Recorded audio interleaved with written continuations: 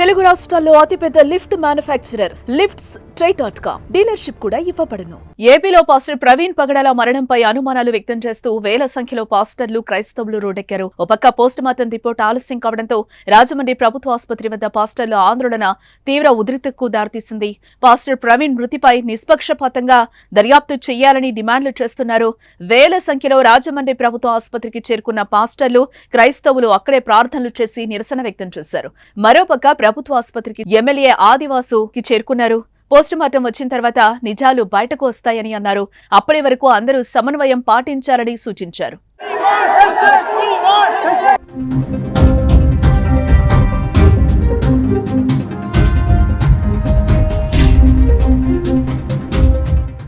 మరోపక్క రాజమండ్రి ప్రభుత్వ ఆసుపత్రి వద్దకు కేఏ పాల్ చేరుకున్నారు. దీంతో మార్చురీ వద్దకు పాల్తో పెద్ద ఎత్తున పాస్టర్లు చేరుకున్నారు. దీంతో వారిని పోలీసులు అడ్డుకోవడంతో స్థానికంగా ఉద్రిక్తత పరిస్థితి నెలకొంది.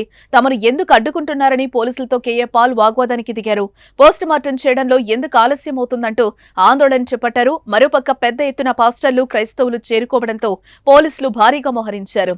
ఎలాంటి అవాంఛనీయ ఘటనలు జరగకుండా అన్ని చర్యలు తీసుకుంటున్నారు.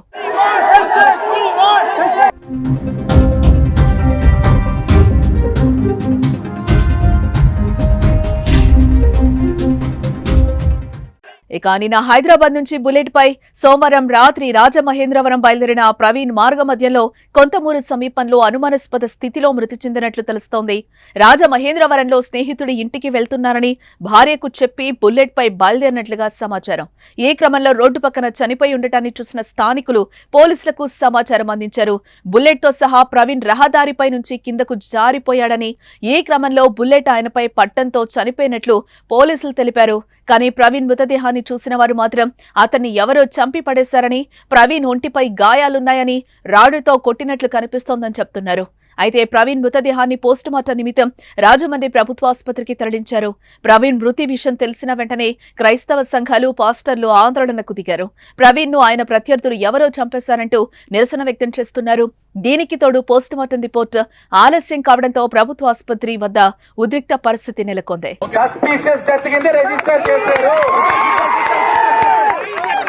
అలాగే డిఎస్పీ గారిని ఆఫీసర్ కింద వేశారు.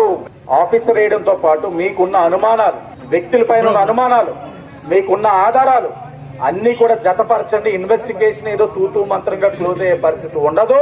అన్ని విధాలుగా ఇన్వెస్టిగేట్ చేద్దాం.